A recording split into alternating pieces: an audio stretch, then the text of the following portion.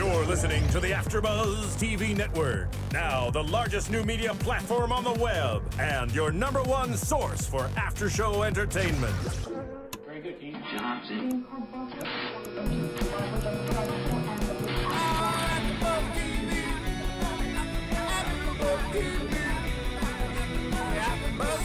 the AfterBuzz Studios in Los Angeles, California, presented by Maria Menounos and Bing.com, and streaming live thanks to Akamai Technologies, this is AfterBuzz TV's The Amazing Race After Show. We'll break down tonight's episode and get you all the latest news and gossip. If you'd like to buzz in on tonight's show, you can buzz us at 424-256-1729. That's 424-256-1729. And now, another post-game wrap-up show for your favorite TV show. It's AfterBuzz TV's The Amazing Race After Show. Ooh, this music gets me really pumped. I can see, yeah, you're totally excited. I'm like that much of a super fan. It's ridiculous. Everybody, Bing is for doing, and we are doing The Amazing Race here on AfterBuzz. Yes, a return to The Amazing Race AfterBuzz show after a short hiatus, I would say. My name is Nando Velasquez, and I'm a producer and a host for other AfterBuzz shows like The Following and The Walking Dead. And alongside me, across from me, is James Wallington. Hello, I am James Wallington, and I also do co-hosting for The Biggest Loser after show, which will also be on tonight. But I'm so excited to be a part of this after show because I am a self-proclaimed super fan. Like, it's unreal. I'm ridiculous when it comes to this show, and I've been watching it since I was 12 years old, so I have a lot to say about it. Oh yeah, I've been watching it from season 1 as well. I've gotten the opportunity to interview some people in the past when I was working at some other jobs, and even though I'm doing more scripted fare like Walking Dead and The Following, this and Survivor are probably my guilty pleasures. I just love both of these. I love the whole travel around the world aspect of it. I love the social dynamics. I love seeing couples bicker and fight sometimes, or just seeing how they operate under stress. Of course, it's also fun to see teams kind of be removed from their comforts and being pushed outside of those comfort zones and being forced into all these new cultures. And sometimes I call it the ugly American rule. You know? You get to see a little bit of that too, and sometimes you get to see the really good, the really charitable teams too. And there's a lot in there, and I think that's one of the reasons why this show's still around, why it's won so many Emmys in the past, why it's so well produced. So we're starting this.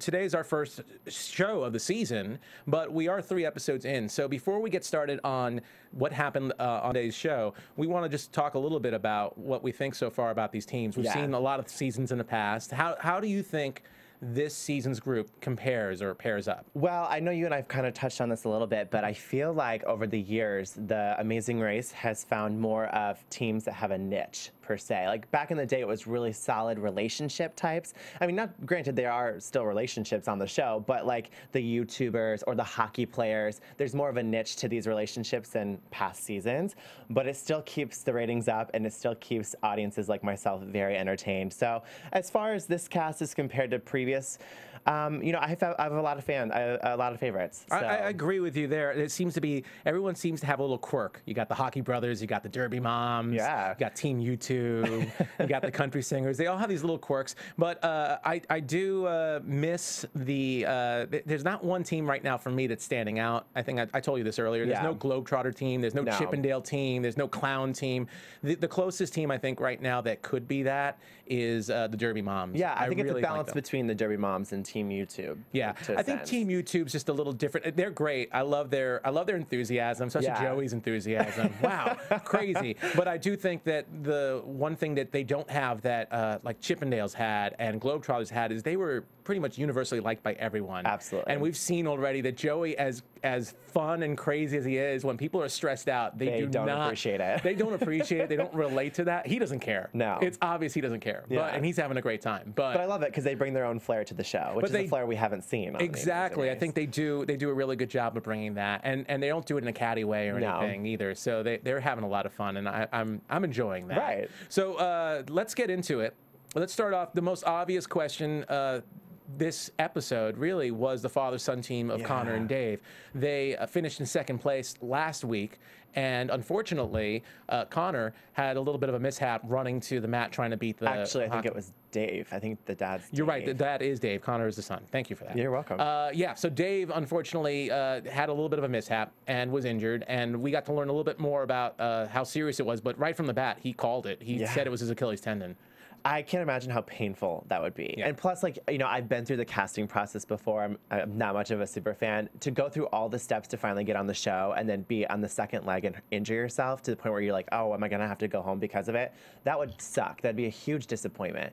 But it seems like he's a pro and pulled it off this episode. It seems like it doesn't seem to be bothering him that much. I mean, this team is the definition of tenacity. Even before they got on The Amazing Race, both of them had to suffer through a lot. They both are cancer survivors, and it's just amazing how the tenacity, like I said, that they pulled through. What surprises me though is from week 2, they were the second team from the original First Plane Alliance. If anyone remembers the first episode, the 5 teams that got on the first plane decided to have an alliance because the winner of that leg was going to get 2 express passes. One express pass was going to go to the winner, and then the second one was going to go to another team of their choosing. So the 5 teams bonded together. Well, I think the alliance too, which is why there was conflict last episode, is that they agreed that whichever team in the alliance got to the mat second out of their alliance would get the express pass. And I think Dave and Connor got 4th, but they were the second team from the alliance to check in, which is why they should automatically get the express pass, which was the deal. And the team that won the first leg were what I'm calling them the SoCal Surfers. Yes. You know, you said cliche daters, but I feel like that's so cliche. SoCal Surfers, Jessica and John. So they were the ones who ended up winning that first leg, and they got the prize of 2 express passes. So in the second week of the show, last week's episode, they had a conversation with Connor and Dave, and in the conversation, they didn't really want to give the express pass right away. No. They wanted to give it with stipulations, or they wanted to hold on to it for till it suits them. Yeah.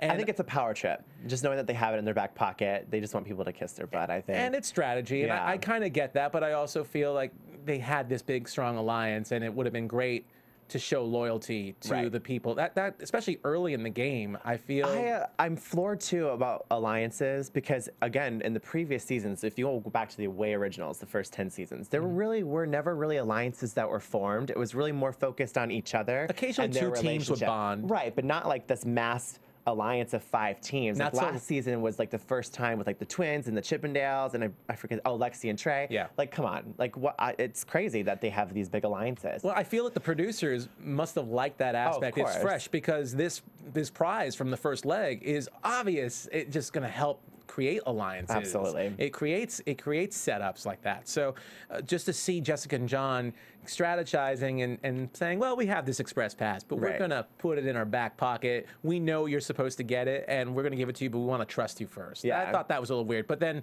knowing that, watching the first 5 minutes of this episode, they willingly are totally now willing to give the express pass to them. What are your thoughts on that? Well, they went to the airport, you know, to go to their next destination. They were at the check-in counter, and Dave and Connor approached Jessica and John, and they were like, hey, so unfortunately I'm injured. I ruined my Achilles. And they're like, oh, no problem. Here, take the express pass.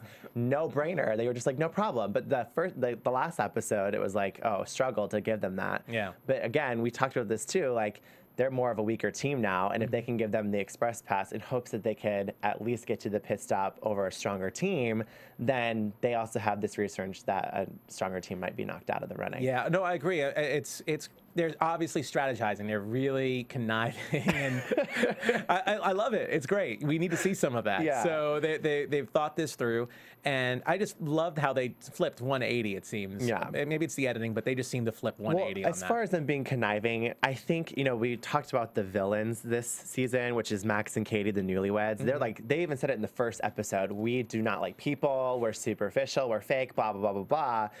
But I feel like with John and Jessica, it's more of fun conniving to them. They're like, oh, we're here to compete. We're having fun with these other teams. And if we can have the power as long as we can, we're going to have fun and soak it all in. I don't think it's out of like the coldness of their hearts.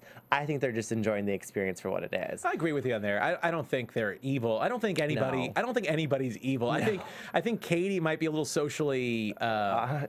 Off. Yeah, socially off. I kind of question. I question someone who doesn't like people much to be in a social environment why on a would TV you go show on Amazing Race? where millions of people, well, to travel around the world, Of I'm course. sure, but still, it's just kind of weird. That shows all your social flaws right there. But you know, it'll be interesting to see how she might fare when thrown into a culture where the language barrier is going to be very challenging for her because she doesn't like people. So and that's going to be entertaining. Yeah, right now she's just dealing with countries that are a little more English speaking right now. Exactly. But just to go back to Jessica and John and the Express Pass, yeah, it's a 180-degree turn. I get it. They're giving it to a weaker team. It also puts the pressure off on them. Well, as long as they have this extra Express Pass, everyone's going to be, well, kissing their butt, but at the same time, they're going to have a lot of people that are upset with them because they aren't making a decision. So they kind of look like good people by giving it to the hard luck team. Yeah, and even at the airport when they're at the check-in counter again having this exchange, the hockey players even said, oh, it looks like they have some sort of alliance going on. So immediately the hockey players caught on to this alliance or this exchange, and I was like, oh, you know, the hockey players aren't as, you know, they're all there. They seem like they know what's going on. They might have lost a few teeth, but they still have brain cells. Yeah, they still have brain cells. They can handle this totally. Exactly. So and here's one last thing about that too. I just feel like Jessica and John feel maybe because of the injury, they just feel that Connor and Dave are a weaker team, and I totally disagree with that based on how amazing Dave is on crutches. Oh, and he was running through like the rocks by the riverbed, like just going, you know, no problem, hobbling along. And then even in the airport, Connor was pushing Dave, no problem, in that wheelchair. I'm like, wow, power to this team. Power to this team. That's a great benefit. You're injured and you get a wheelchair. You probably get sympathy on all your flights too. You could probably say, you want to get in the front row? I never thought about how strategy might play in the airport for them. I'm assuming Brilliant. that. On the other hand, though, as we saw also, Dave can't drive stick because he can't use his foot to use the clutch. So and I was really concerned when the water boats came. I saw how tightly wrapped his boot was. Yeah. So he's got there's some pros, I guess, some cons. And I guess the question is, I mean, if you have an injury that serious, would you continue to go on the race? I'm really stubborn. I've loved the show from the very beginning, and if I was on the show, I would not want to go out as long as I could, no matter what the injury was. If I had like a broken wrist, great, bandage me up. I'm gonna still do the best that I can. I want to go out the way the game is structured to have teams get eliminated, not because of an injury. If you were a team that was racing against someone like that, and let's say they got an express pass just like they did, and they ended up getting first, and you ended up being a team knocked out, would you feel any ill will about that? Like, well, he was injured and he's not going to win, he's maybe going to survive 2 or 3 legs. No, I would respect them that much more. Cool. I'd be like, wow, good for you guys. But here's the thing, if I was Connor, like if I was in the situation, and I've applied for the show with my mom plenty of times, if that was my mom and my mom was injured, I would say done. Like, my mom's more important to me than the race. But if it was me injured, it would be a different story. Okay, well, moving on. So Jessica and John, who gave their express pass, they decided to form a new alliance. Yeah. So there's some new alliances forming. And I thought it was really interesting that the new alliance that they have nobody from that first plane alliance from the first episode. So they're aligned right now with Team YouTube. Yeah, and the Derby Moms. And the Derby Moms. So that's an interesting. What do you think of that alliance? I think Jessica and John are smart. I think that they probably underestimate Team YouTube and the roller derby moms, thinking that, hey, you know, if we can have them in the race, they seem weaker than us, then we could probably sprint to the finish line ahead of them. And they have already talked about being in the top 3 together. But I think that's silly. You should never underestimate a team in the Amazing Race, because a lot of it comes down to luck sometimes. Well, I think that a lot of the teams that were in that original plane alliance were the weaker teams. So I'm a little surprised. I guess these teams are smarter. I think YouTube and Derby Moms are smarter, and they were using them mainly for the airport to try and secure better tickets. But I feel like he had Pam and Winnie in that first plane alliance, and I don't think they're a strong team, honestly. And also Alabama, although I'm sure they're going to surprise Bama. Excuse me, they're going to surprise us, I'm sure. Oh, for sure. But I'm surprised that they didn't decide to put them on, because I would have thought, at the very least, they would think they could beat Bama. Yeah. But as we've seen before, these teams that always seem a little kooky, a little weird, do really well. Yeah, and John and Jessica keep hopping around from alliance to alliance. So who's to say that next episode they won't form an alliance with Bama and Winnie and Pam? You know, that's true. Starting all over again. Every leg's different. Who can be more of a benefit to you in that leg? And other than the fact that they kind of irked the hockey brothers when they were trying to delay their ticket getting, other than that, they seem to get along with everybody still. So. Who's to say they might be shifting other alliances from week to week? Right. On the other side, we have the hockey bros hanging out with the country girls. I don't even think it's hanging out. I think they're cuddle buddies. I mean, you saw them in the airport, like laying out on the cardboard boxes, and I don't get it. Why are you on the race to find love? And I remember that's one thing that irks me about the country singers is that they even said like, hey, like, we're here to find love. Dumb. If this was Survivor and it was really cold, they would be canoodling, like, and that makes body sense warmth to me. and everything. But it's not Survivor. It's not Survivor. It's Amazing Race. So they probably have their own hotel rooms after a leg or anything. So so those seem to be the two main alliances. Everyone else right now seems to be more or less in it for themselves. I don't know if the First Plane Alliance, if the other members, the other three remaining teams really talk to each other or care. It doesn't seem like it. There didn't seem to be any other bonding apparent this week at least, but I guess we'll see a little bit more about that. Yeah. So before we go on and we talk more about the challenges, let me just mention that we are on iTunes. If you're listening to us on iTunes, congratulations. Yes. Thanks a lot. AfterBuzz has over 60 programs on iTunes. If you have a favorite TV show on broadcast or cable, chances are we have an AfterBuzz for that, and we love doing this stuff. So please come in, tune in. This is our first Amazing Race show, so please rate us. Give us 5 stars. We love 5 stars. Tell us what you love. Tell us what you want to hear some more of, and we'll be glad to talk to you and answer you. We'll give you our Twitter handles at the end. We'll talk to you, whatever. But we're really excited here, and yeah, please give us a 5-star rating. So let's move on. So these guys were going from Bora Bora. Yes. And they flew, I have the starting order. I guess it was Hockey Brothers were first, followed by Father and Son. Yep.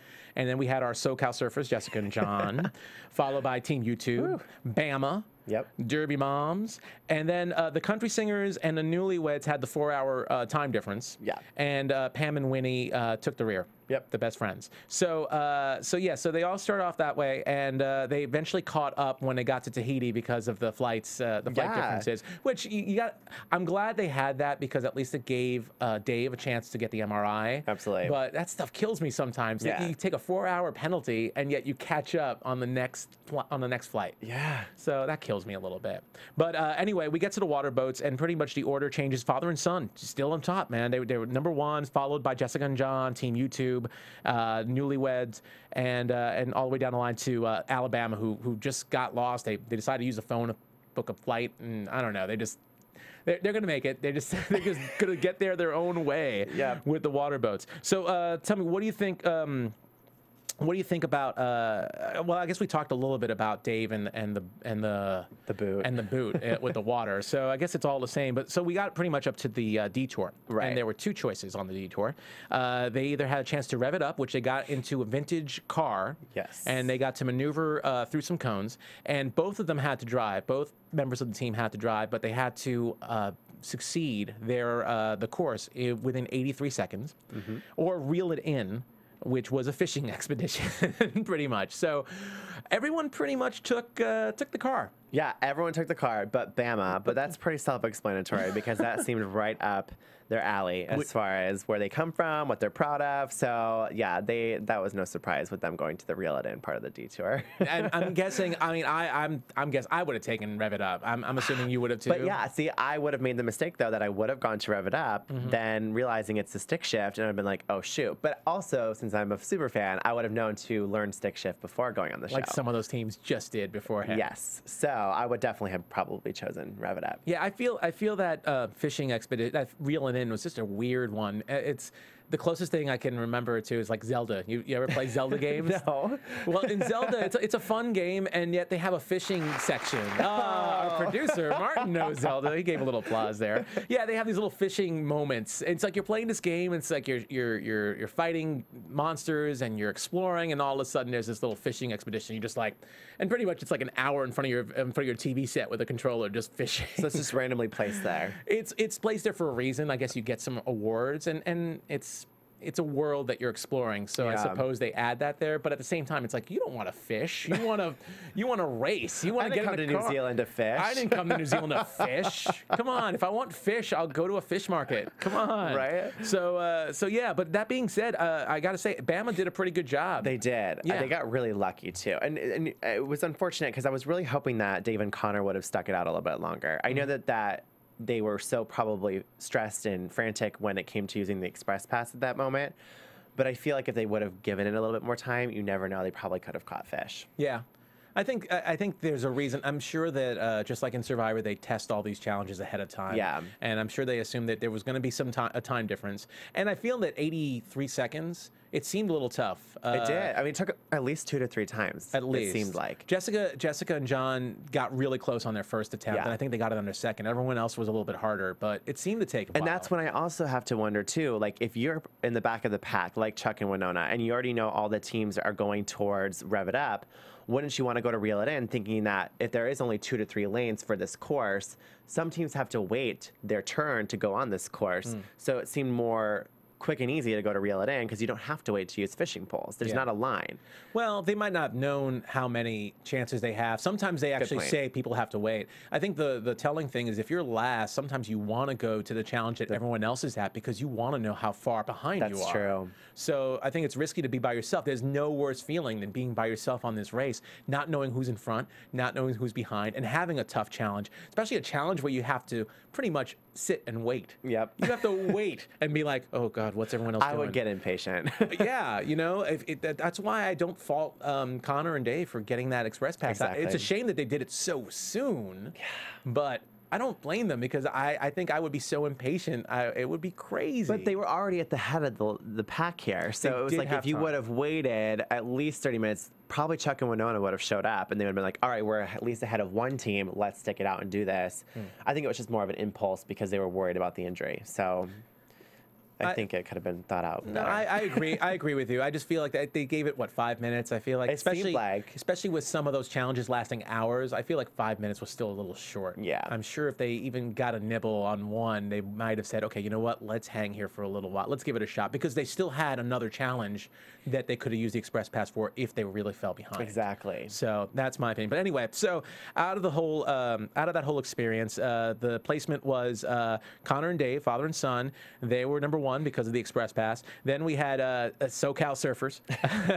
They were the first team to finish Rev It Up, followed by Team YouTube. Then the Derby Moms doing really well. Hockey Bros, Newlyweds, and then Bama got in there. I think they were like 7th, and then it was Pam and Winnie, and then the Country Singers who just learned stick shift that week. So they all go running back, and they hit up the roadblock. And the roadblock was something called, now, correct me if I'm wrong, it's called a shemozzle race. Yeah, shemozzle. Yeah, shemozzle, which is really interesting. They had to wear gumboots, stubbies, and a burlap sack. The gumboots, I guess, are, boots. Stubbies were these really weird shorts. Yep. And then they looked homeless, like these little burlap sacks. And then they had to pick a shepherd and his dog. Yeah. And run this race where they pretty much get tarred and feathered. I thought this roadblock looked like a lot of fun. Yeah. I would love to just set this up somewhere and do it just for the heck of it and see how hard or challenging it would be. Because in the midst of this roadblock, the catch was you had to deliver 12 eggs without breaking them. Yeah. So that was the whole thing. It wasn't just doing the obstacle course. There was eggs involved. Yeah. I thought it was great. I loved the reaction for Dave when he was going through, for Connor when he was going through it. Connor was not liking the molasses and not liking the feathers at all. I'm amazed that you could hold 5 eggs, I suppose, in one of those things without breaking any. Especially going down that bumpy hill in that inner tube, you'd think at least one person would drop an egg or it would crack in your hand just from the pressure of the bumping hill. And Connor said that was a manure pool, so I don't know how true that was, but that's what he called it. I don't think I heard that, but that's disgusting. I don't want to know how they set up that obstacle course, but it was really, really interesting. I did dig how fast Bama went. Yeah. I was amazed at how fast they went, because that was like in his wheelhouse, apparently. Yeah. I guess he's used to that. They probably do this in Alabama, and it's just something that they just don't share with a lot of people, but I mean, yeah. He seemed pro at it. Well, Chuck seemed to be really digging New Zealand. He seemed to be digging Christchurch. So he's fishing, and then he's just jumping in an obstacle course and getting himself all muddied up and everything. So I really dug that. Anything else stand out for you from that whole event? You know what? It was so quick, and they didn't really show all the teams even getting to the roadblock yet. Yeah. They only showed about 6 of the teams actually doing the course, and then they flash forward to the pit stop. Yeah. So it was very quick. So nothing really caught my eye except the whole Connor going through the thing, because they featured him the most on the obstacle course. And they also got Jen from the Country Singers. Oh yeah, that was funny. I was loving the fact that she was getting down and dirty, because again, they just seem so prissy and like they don't like that kind of stuff, but she did it. Yeah, I don't know if I've seen them look as prissy as other teams in previous seasons. That's true. But they seem really friendly and down to earth. But it was funny hearing all the stuff about Beverly Hills. I'm from Beverly Hills, and I'm doing all this stuff right now. And my grandfather's John Wayne. That's interesting, actually. It is. My grandfather's John Wayne, so that must be a sign that I'm with a dog, and my dog's name's Duke. I was like, okay, whatever. Sounds good to me. Whatever works for you. But yeah, I dig the fact that someone from Beverly Hills can get down in it. So so it was pretty muddy. So let's move on to, I guess, the cliffhanger, because this is one of those episodes, and this is weird because we were talking about this. This happens once in a while. It doesn't happen every season. No. Once in a while they do the pit stop that really, it's more like a rolling pit stop. You're rolling through it. Yeah. You don't have your 12-hour break to rest up or do whatever, but you're rolling through. So when these episodes happen, we never know exactly who's getting eliminated, if anyone's getting eliminated, or what order people are placing in, other than maybe 1 or 2 teams that have just finished the last challenge. Right. So, and I guess as we see it, turns out that it's Connor and Dave, thankfully, who are persevering. Yep. And what do you think about the dilemma that they have right now? I was really frustrated for them. My jaw definitely dropped. It was one of those moments where I was left speechless at the end of the episode. I really felt bad going back to the whole part when they used the Express Pass. Of course, they don't know. They can't foresee what's going to happen throughout the rest of the leg. But that's when I wish they would have played it a little bit more smart with the reel it in portion of the detour, because I feel like they still would have went through that detour with flying colors and they wouldn't have wasted their Express Pass. I feel like it's unfortunate that Dave does need to rest his foot because of his injury. I feel like, knowing them though, and how much they talked about how they're not going to give up at any cost, I would hope to see them continue to kick butt and just surprise people next episode. I hope so too. Again, just seeing, I guess they felt that they can do a couple of legs and maybe do at least 1 or 2 more. And I think it really meant a lot to them to use that Express Pass and to make sure they got in first, because of course you get a nice prize. You get a nice prize at the end of a leg if you're first, or an Express Pass again, which would have been really interesting and cool if that happened.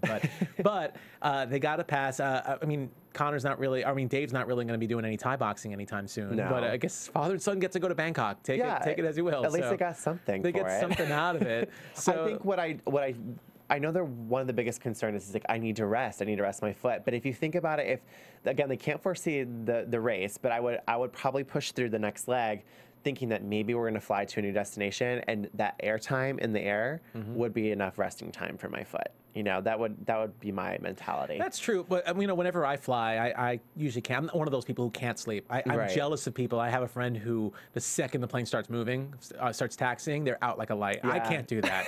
I have to run around like a monkey. Oh no! Wherever I'm at, like the whole day before, and just like not get any sleep at all for me to even on red eyes. Even on red eyes, and I love flying red eyes because again, I can't sleep as it is. I'm not going to sleep. At least I'm wired when I get off a plane too. I'm exhausted, but I'm wired. So I might as well just take the red eye and then fly in the morning. So you would do really well on The Amazing Race then. Well, I think after the 7th or 8th week, I'd be super cranky and passing out everywhere. But narcoleptic. I'd turn into a narcoleptic in the middle of a challenge. Just hopefully it wouldn't be a dangerous like underwater challenge. I'd be like sleeping or something. But yeah, for me it wouldn't be the same. But still, I would think even when you're injured, you can't really rest that way unless you're flying. Well, you can't fly business class, right? Because that's one of the rules. You can't fly first class. Nope. Maybe because of his injury, he get by, perks or get some something. perks that are still legal within the rules of the race. Yeah. I mean, he obviously has that wheelchair perk that he can take advantage of a wheelchair. Well, I don't want to say take advantage of it, but he can use a wheelchair because of his liability, because of his injury. Yeah. Because some of those airports are vast and enormous, so it only. I would milk it. Yeah, 100%. I would try and milk that a little bit too. But yeah, so I just seeing the dejection on his face, because I think they were just looking forward to a 12-hour rest, and it was such a twist for them. Well, sometimes with these pit stops, from what I've also heard from, I've had a few friends on the Amazing Race now, and just to know that some of these pit stops aren't even 12 hours. And really? I think they mentioned that in some interview online or through this episode, they mentioned that, you know, it was like a blink of an eye. Oh, I think it was a recap on one of the Team YouTube's recap episodes. I've been watching Joey and Megan's little YouTube recaps, and I think one of them said, you know, there really isn't sometimes a 12-hour time frame between pit stops. It seems like it, but it's not. See, I always wonder about that too, because they never tell you the times people check in. So there's always could be some wiggle room or something. Yes. I'm sure they evenly space. I'm not saying that they're doing anything deceptive. I'm sure they evenly space the people according to the results they come in on. Right. But I was always curious as to why can't they just say, sometimes they'll announce it the beginning of the show, like so-and-so arrived at 9:55 a.m., so they leave at 9:55 p.m. But they never really show us. They're very liberal as to when they show us times. That's true. And sometimes it's for editing purposes, and I get it. Sometimes it's for suspense, and as long as it doesn't affect, as long as they're not switching the order, I'm okay with it. Yep. But it's always curious. But yeah, I mean, it could be 12 hours, it could be less, but still, they were going to have a guaranteed rest. But to have Phil say, "Time to go, keep going," that kind of sucked.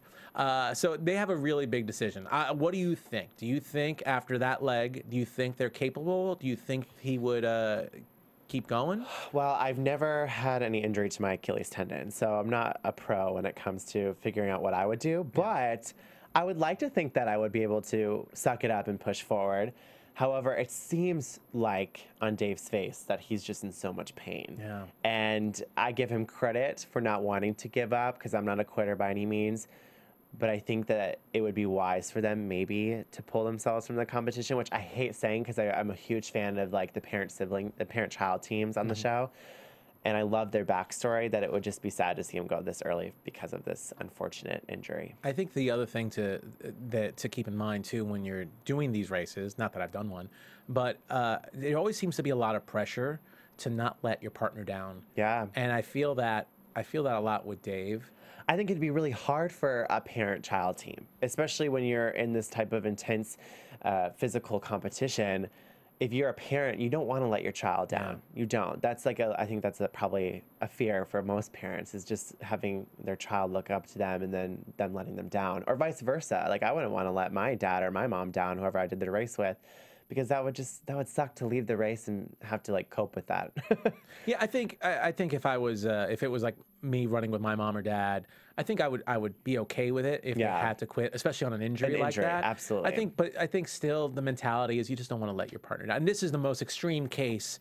Some of these past father-son or mother-daughter or father-daughter races, they've had the whole age issue where obviously the younger person is the more athletic one, the one that can do these challenges, and the older one's the one that's kind of holding up the rear and slow down a minute, I'll get there when I get there, and so there is a little bit of that. But well, I got to say again, Dave, super athletic, super amazing. I would not fault him for quitting if he has to quit. I wouldn't call it quitting. It's just when you're injured, you just have to do that. I would never say he's a quitter, because just seeing the way he attacked everything, with the exception of the problem that they had with the Detour, the way he attacked everything was just amazing. Right. So I wouldn't fault him for that. And I think it might be to their favor too. And I feel like the Amazing Race series is due for another All-Star season, because they haven't had one since Unfinished Business. And I think this would be a major Unfinished Business. If they were to do new All-Stars of some sort, this would be no problem. They would absolutely be on the show. I agree. I'm almost hoping for another Unfinished Business too, so that we could see them, because I would feel that they're right now the favorites. They're the people just want to root for them. I don't think they've had an injury this severe before on the show. Like this is new to audiences and I think the people on the show, but it's unfortunate. Dave even said we made history. We finished first. Definitely. The first guy to finish first on crutches. That's true.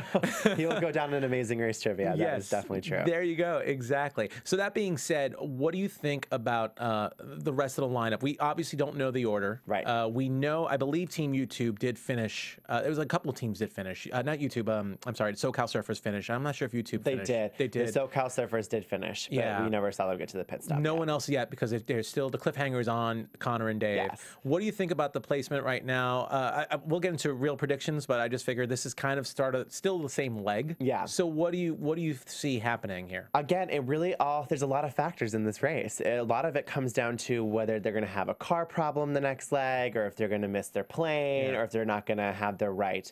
They're not going to get on the right plane wherever they're going. I just mean from the shemozzle race, because obviously shemozzle race to the pit stop. We'll talk about the next leg for predictions. This isn't really. I was like unclear of what you were asking. Yeah, no, my bad. That's fine. I mean, at this point, I don't really know or really care who gets what place, because now we know that it's not elimination. You know what I mean? So right now, it's like, okay, whoever gets whatever place. Do you think it's not an elimination? Good point. We don't know that. Yeah, we don't know that. And also, we don't know. Now, I don't know how the producers are thinking. Sometimes they always say it's pre-planned, but in a case like this that I don't think has ever happened before, if Connor and Dave bow out, do they make it automatically a non-elimination leg? Or if Connor and Dave continue going, do they say, okay, well, we're going to have to eliminate someone this week because we have a certain amount of shows to do? Right. That's definitely at the producer's discretion then. Yeah. Who knows? That's a good point, because we don't know. Yeah, we have no idea. I feel like they did that on a season before. Oh, they did? They had a continuous leg, and the first leg and the last team to check in was eliminated. Ooh, okay, we have to check our notes on that. I'm pretty sure, because I remember being like, wow, that's never happened before. So they don't get eliminated until the next week, till like the first 5 minutes of the next week or so. Exactly. I'll be really disappointed if that is not true and I call myself a super fan, but I'm pretty sure they've done that before. Well, I got to say, based on the way that they were driving in New Zealand today, because I saw the episode today, this week, I kind of feel like the Hockey brothers might be the ones on the, even if they finish strong with the shemozzle race, I have a feeling they might get lost. I agree. You know, so if someone's taking up the rear, I have a feeling for this leg, it's going to be them. The other ones would probably be Pam and Winnie, because they seem to also be very lost. Right. In New Zealand from their previous. Well, did the hockey players even get to? They got to the shemozzle. They Everyone's got to at the shemozzle right now. Yeah, they got to the shemozzle, but Max and Katie, the newlyweds, they passed them. Remember, then they started following Max. They would have been by themselves if Max listened to Katie, as much as she was like irritating him, I guess at that time. If Max listened to Katie and they turned early, the Hockey brothers would have been by themselves. That's true. So I just feel like they're very athletic. I feel like there's a reason for other teams to feel threatened by them. Of course. But at this point, and they have some smarts. They noticed the thing in the airport. They noticed the alliance, the possible alliance in the airport. But I feel like they have some weak spots, and I think driving by themselves in rural countryside might be one of them. So it'll be interesting to see what happens. Yeah, it'll be interesting to see. Now I'm like really curious to know if there's going to be elimination at the start of the next leg, because we don't know. So let's just say real quick, looking at what we've seen so far, who do you like? Who's your favorite overall? It's a tie between two teams. I love the YouTube hosts, Team YouTube, hashtag Team YouTube. I'm all about them and their enthusiasm for the race. I think that would be me. I can relate to them. I would be so excited to be a part of the race and this competition and just the adventure of the race in itself, that I can relate to them, and I love watching them. And I also love the roller derby moms. They remind me so much of the bowling moms from like season 5 that this is the first time they had like an all mom team again. And I think that they're tougher than a lot of teams give them credit for. And I think that they play a smart game by not getting too stressed out, and they balance each other out well, since they do compete together on a team. When one seems to be really stressed, the other one seems to calm the other one down. So I think they stay cool, calm, and collected, and they'll do pretty well in the race. No, I think those are two good choices. I kind of agree with you on both of them being strong ones. I also think that the SoCal Surfers, they seem very aggressive. They're finishing at the top. They're very early on. That's true. And I think they're going to get really far. I think their one weak spot is they might start alienating teams if they start over-strategizing too much. That's true. We already saw a tiny bit of it with the hockey brothers, and I feel like the alliance they have right now is a pretty strong one. They seem to be very friendly with Team YouTube. Gets along with everybody. Yeah. So I think there's no, unless they directly backstab them in some kind of way or say the wrong thing, I think YouTube's going to stick with them. And Derby Moms are another one. They're both two of the more likable teams on the alliance. I agree. So I feel like they're going to be a strong one. I'm not sure about, like I said, I feel Hockey Brothers might not be. They're a strong team, and if it's up to just athletic competitions, I think they're going to do incredibly well. Unfortunately, Dave and Connor, they're dealing with that injury, so we don't know about them. And I guess I don't see. I think Max and Katie.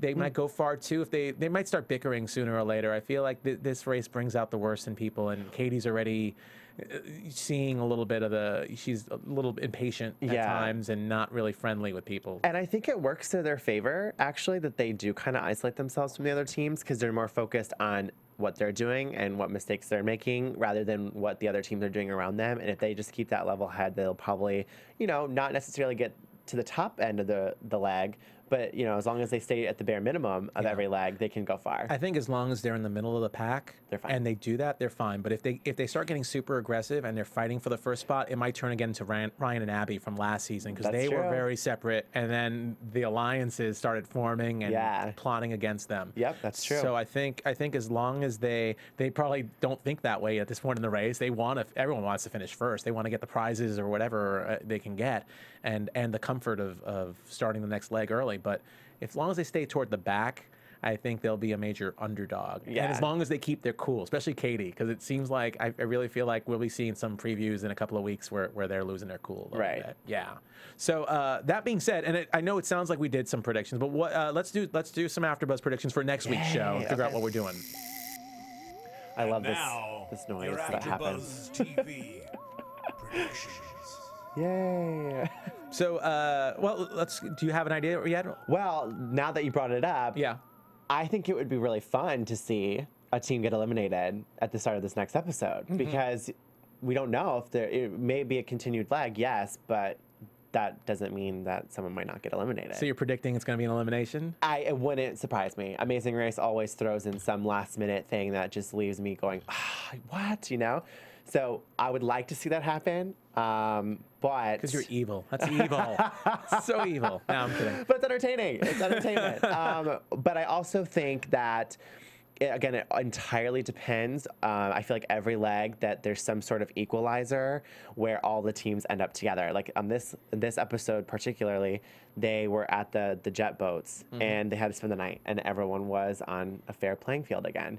So it depends on a lot of factors, but I think that if the alliance of the Derby Moms and Team YouTube and the cliche daters, the so-called surfers, if they stay together, I think that they could do pretty well. Because that happened the last season with the Chippendales and Trey and Lexi and the Twinnies. Yeah, they made it to the top 4 because they all worked well together. So I think that will work to their favor.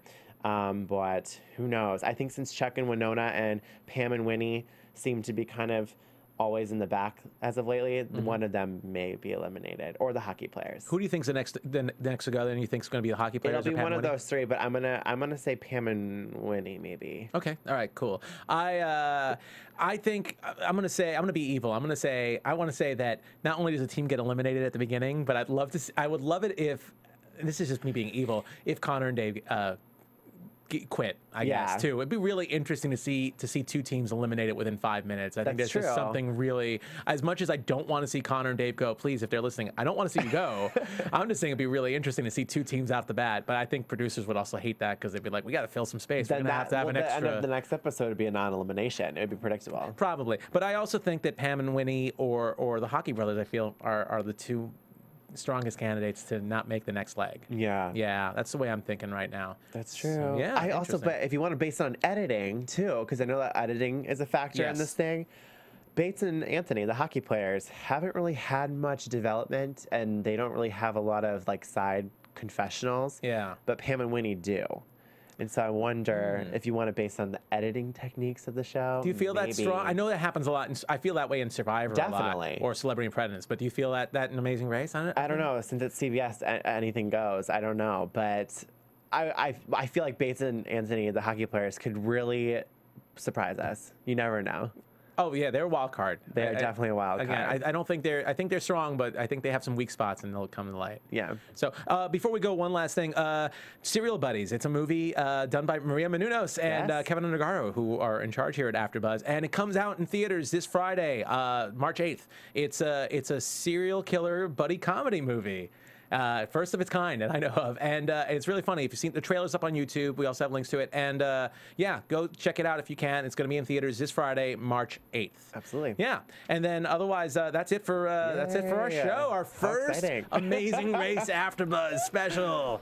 So hopefully you like it. Like I said, please give us 5 stars. Let us know what you think. We're going to have some guests. We're hoping to have some big things. Yeah, I've already been talking to a lot of the contestants. Oh yeah, so we're gonna have some surprises. We're gonna have a lot more content and everything. So we're really excited to be bringing this to you, and hope you are too. And yeah, tune into us. We'll be here on Mondays, 6 p.m. Pacific time. If you want to check us out on AfterBuzzTV.com. Otherwise, you can download us on iTunes. Yeah. And till then, my name is Nando Velasquez, and you can follow me at Nandovel. And that's Nandovel. And I am James Wallington, and I'm on Twitter as well, at James Wallington, Wallington. And check out James's other show, The Biggest Losers. Yeah, tonight. A couple more weeks. Yes. Tonight, too. And I'm also on The Following, which is also tonight, and on the Amazing... I'm on The Amazing Race already. Yeah. And on The Walking Dead. So check those out, too. Yeah. Thank you very much, guys. Thanks for tuning in. From Bing.com, executive producers Maria Menounos, Kevin Undergaro, Phil Svitek, and the entire AfterBuzz TV staff, we would like to thank you for listening to the AfterBuzz TV network.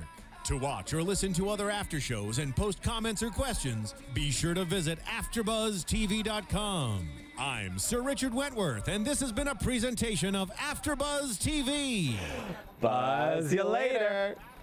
The views expressed herein are those of the hosts only and do not necessarily reflect the views of AfterBuzz TV or its owners or principals.